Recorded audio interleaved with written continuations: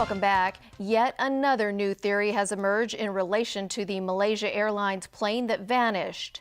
Thailand believes it picked up signals from Flight 370 the morning it went missing, and police have added ground crew to its list of suspects. Thailand's military is pretty certain its radar detected the missing plane just minutes after the jetliner's communications went down. This military official described the plane as making a twisting flight path that brushed past the north of Kuala Lumpur, then headed north to Butterworth before its signal disappeared. When asked why the Thais didn't provide the information earlier, they simply said they weren't asked. So, as the world continues searching for answers to how a massive aircraft can disappear without a trace, an unprecedented search now covers an area the size of Australia. That's nearly 8 million square kilometers stretching from Central Asia to the southern Indian Ocean.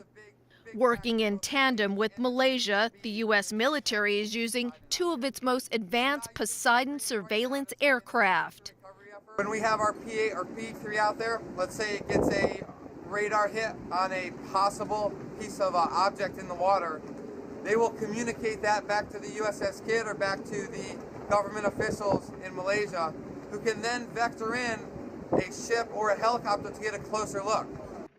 Over in the Bay of Bengal, China is heading up its part of the search using its Marine patrol ship Haishan 31. Plus, local sailors and fishermen in the Andaman and Nicobar Islands vow to keep their eyes peeled and sound the alarm should they spot any sign of the plane. So far, scrutiny of the jetliner captain and first officers' homes, computers, and a flight simulator have turned up nothing suspicious. Police have now added ground staff to the probe. All passengers, crew, and ground staff handling the aircraft are being investigated. Let's go! The thought of never seeing loved ones again is too hard to bear in Beijing. Frustrated by the lack of information, families of the missing Chinese passengers created their own self-help committee. Today, Malaysia agreed to the families' request to send representatives to Beijing to brief them.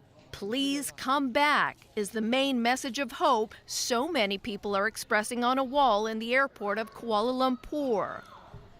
On the outskirts of the Malaysian capital, hundreds of people joined a vigil to pray for all 239 souls who remain unaccounted for. Another two journalists were attacked today in Chim Sa Choy East. This time, the victims are senior executives of the newly established Hong Kong Morning News, a daily newspaper that is yet to announce its first print date. 46-year-old Lei Lun Han, vice president and director of the company, and 54-year-old Lam Kin Ming, a senior executive, were walking near the Science Museum around 1 p.m. when they came under attack. 4 men wearing surgical masks reportedly jumped out of a van and bashed them with metal pipes before escaping in the vehicle. Lei and Lam were rushed to Queen Elizabeth Hospital. Hong Kong Morning News has issued a statement condemning the attack. It said it won't be intimidated and is determined to begin publishing when it is ready. Secretary for Security Lai Tong Kwok said Hong Kong will not tolerate any acts of violence and the police will take the case very seriously.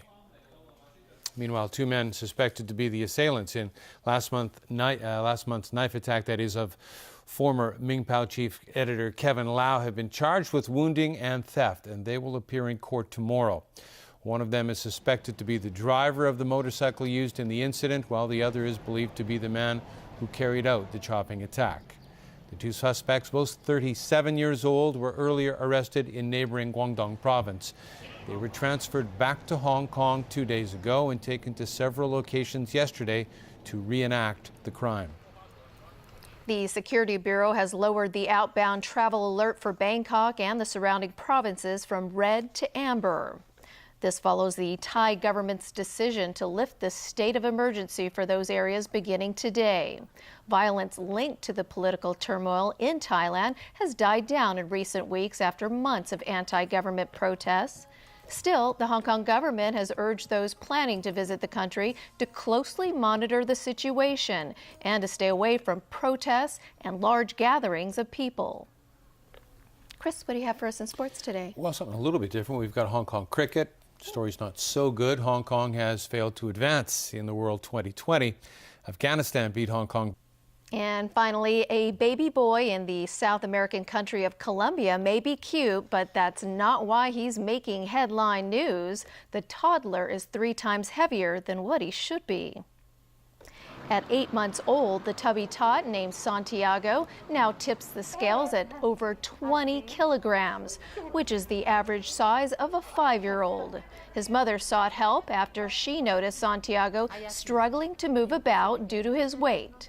Such alarm bells had the child's doctor putting him on a strict diet to get his weight down to about 8 kilograms. That means chubby Santiago will be taken off formula milk, and then he'll be fed vegetables and juices as part of a much healthier diet. And that's a wrap of our news. Thanks for watching. Good night.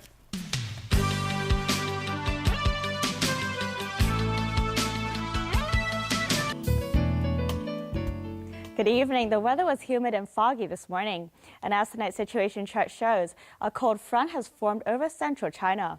Up to 5 p.m., temperatures ranged from 21.1 to 26.8 degrees, and the relative humidity was between 69 to 95%, light to moderate southeasterly winds. The current temperature is now 23 degrees Celsius, with the relative humidity standing at 84%. So Freddie, how's the weather tomorrow?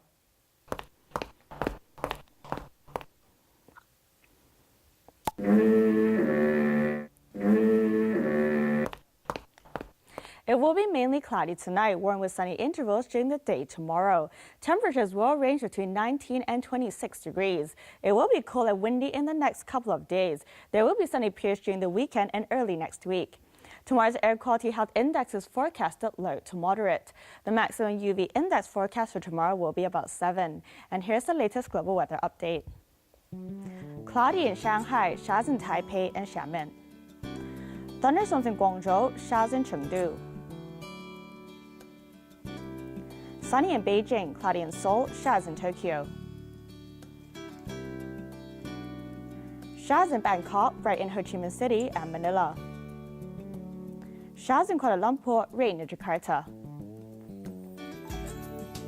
Sunny in New Delhi and Karachi. Bright in Cairo. Showers in Brisbane, thunderstorms in Sydney, sunny in Melbourne and Auckland. Snow in Toronto. Showers in Vancouver, sunny in San Francisco and Los Angeles. Cloudy in London, sunny in Paris and Amsterdam. And that's the weather. Have a lovely evening.